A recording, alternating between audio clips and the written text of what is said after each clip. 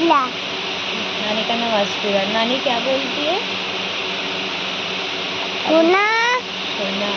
अम्मी क्या बोलती है? दाम। अब्बा क्या बोलते हैं? बेटा। नासिना खाला क्या बोलती है? अब्बा। और नाना क्या बोलते हैं?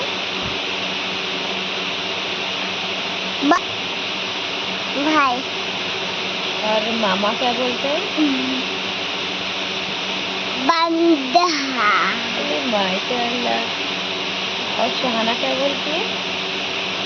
अबुल चंपा। अरे बाबू। चंपुल। कलमा आदत। पहला कलमा तैयब। तरबूज। पहला कलमा दूध था। दूसरा कलमा दूधा था। दादा। शहादत। तीसरा कलमा तोड़ी। तमजीद। तमिल। चौथा तोड़ी। तौहीद। माशा